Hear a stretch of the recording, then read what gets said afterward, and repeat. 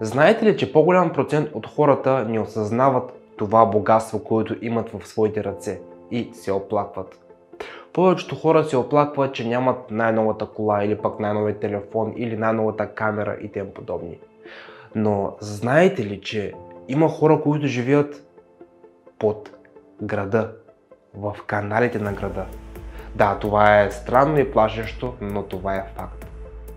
Всичко, което ще чуете в този видеоклип е истина и съм сигурен, че бихте настръхнали от тази истина. Аз съм Айхан Фая, приятели, и искам да споделя с вас нещо много важно. Трябва да цените това, което имате.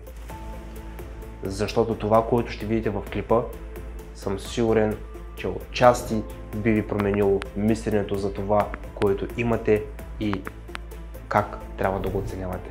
Облегнете се комфортно и ви желая приятно гледане, приятели.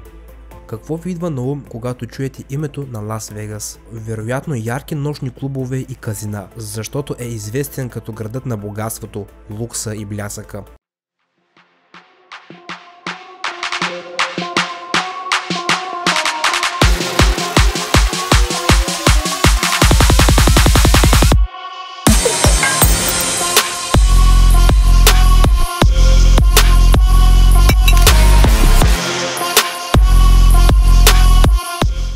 Но това не е всичко. На територията на Лас Вегас има друг таен град, друг свят. На 3 юни 1975 година буря е разтърсила Лас Вегас. За няколко часа са паднали почти едногодишни валежи, което е довело до сериозни наводнения, така че около 700 коли са били повредени, близо до един от най-големите хотели в света, Цезар Палас. Те са били отнесени далеч от буреносните потоци.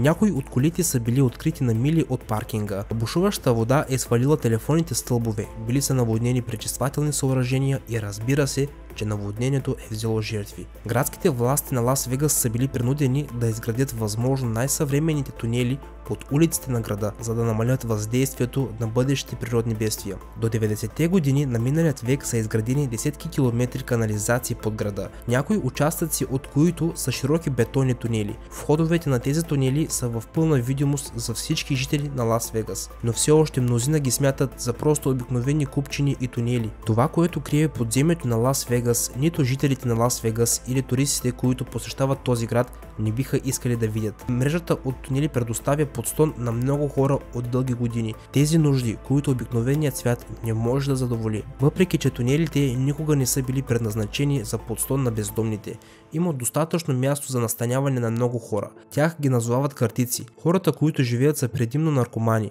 хора с психични разстройства, престъпници, осакатени ветерани, даже и трудолюбиви хора, които не могат да си изкарат пари за прехрана и наем. Има и такива, които са направили такъв избор. Как изглеждат тези тунелни мрежи? Как живеят хората в тях? Именно това ще чуете днес в това видео. Политиката на Лас Вегас спрямо бездомните хора е била трудна, тъй като този туристически град винаги се е опитвал да се бори с бездомните хора по улиците на Лас Вегас и това е била една от причините такива хора да предпочитат да слязат в бетонните канали. За тях е било по-добре да са там, отколкото на открито по улиците. Животът в подземието се развива само по себе си. Въз основа на различни източници, канализацията на Лас Вегас се простира на повече от 400 км. Широки площи с височина малко повече от човешки ръст. Изходите са се превърнали в убежище за бездомните. Определено за живеещите в тунела не им е лесно. Особено луксозните неща, с които сме свикнали да живеем, не са налични тук. Например водата. Когато една жена е била попитана какво най-много й липсва в живота, тя се е засмяла и без да се замисля е казала: тоалетна и душ. Последният път, когато се изкъпах, се разплаках, въпреки че някои жители се опитват да се поддържат чисти и да носят вода с бидони. Поради липса на тоалетна и канализация, хигиената тук е на много ниско ниво. Но водопроводът не е единственото нещо, което липсва на хората. Тук мрежата от тунели е много тъмна. Единственият източник на светлина са решетките, които са проектирани така, че по време на дъжд водата да минава през тях. През летните месеци в тунелите е непоносимо горещо. В обикновения свят повечето хора застават пред вентилатора или търсят място с климатик, за да се разхладят и да изпият освежаваща чаша вода. Обаче, за съжаление, такова място тук няма. Много жители даже вече са претърпели топлинен удар и въпреки това те остават да живеят тук. Влагата, плъховете и насекомите, както и дивият начин на живот превръщат такива места за размножаване на вируси и венерически болести, но има относително удобни места в тунелната мрежа. Някои хора са успели да обзаведат напълно тунелното си пространство, когато са поставили матраци и други мебели. Най-удобно е за двойките, които се опитват да се настанят тук. Това е една от известните снимки.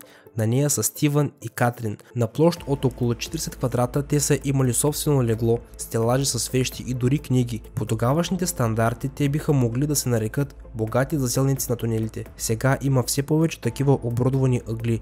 Особено предприемчивите жители използват мощни акумулатори за осветление и домакински нужди. Оборудват се с индивидуална тоалетна, а хладилникът тук се използва главно за да може плъховете да не стигат до храната. В най-добрият случай жителите на тунелите се хранят с бързи храни, а в най-лошият случай някои категории от хората се хранят от кофите за буклук. Но за щастие това число намалява, тъй като през годините са се появили организации, които им осигуряват минимална храна. Като цяло можем да кажем, че животът на бездомните става малко по-добър. Старателно подредено жилище е знак, че човек живее тук от дълго време и не иска да отиде никъде, но животът тук може да стане изключително проблемен, дори и опасен, ако настъпи наводнение.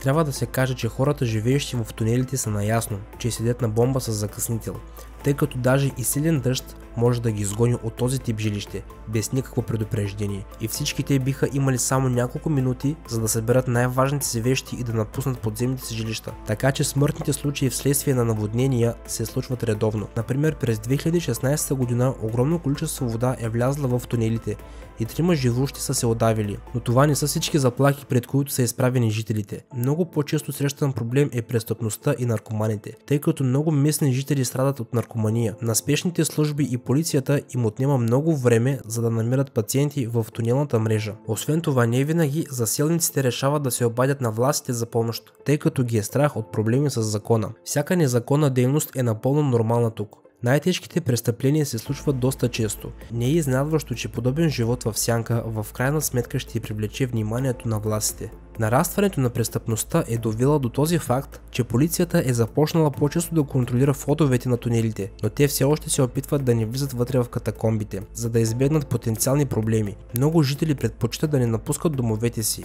въпреки всички трудности и неудобства на такъв живот. Според различни източници, от 1000 до 2000 души живеят в мрежата от тунели в Лас Вегас и не възнамеряват да ги напуснат. Това е като малък град или цяла местна цивилизация със собствени ценности, живеещи по някакви свои непознати правила. Много хора живеят тук заради близостта до казината на Лас Вегас. Входовете на тунела са разположени в близост до хазартните заведения.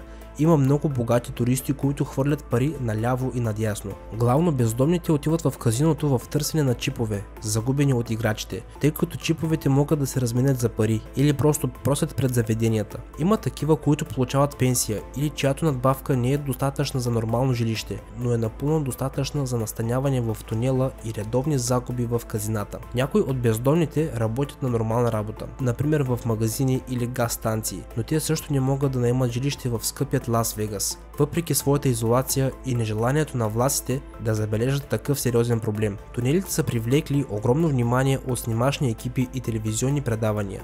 Те посещават тези места, но това изобщо не означава, че това място трябва да бъде включено във вашия списък за пътуване. Все пак тук все още е доста опасно. Бездомните, живеещи в каналите, не обичат неканени гости.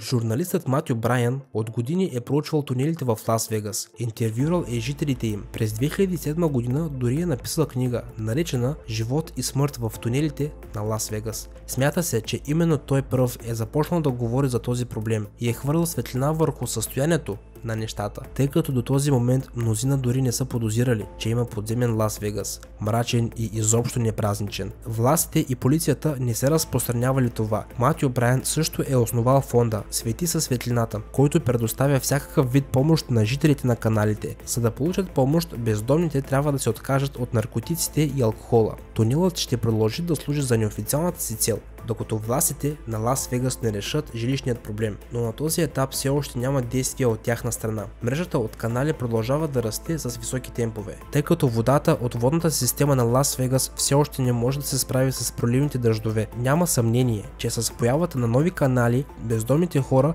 също ще се заселят в тях. Проблемът на бездомните хора не е само в Лас Вегас. Огледайте се, има такива хора и във вашият град. Те са просто по улиците през 4 сезона. Споделете в коментарите дали правителството трябва да започне някак си да решава проблема с общата бедност или това е неизбежна черта на големите градове. Какво е вашето мнение? Не забравяйте да отговорите долу в коментарите. Не е важно дали имате малко или много, вие просто трябва да го оценявате, приятели. Видяхте във видеоклипа как живеят хората в продължение на много години. Предполагам, че вие имате топъл дом, интернет връзка и достъп до моите видеоклипове. Аз бях Айхан Инфая и ви благодаря за отделеното време. Ценя вашето време.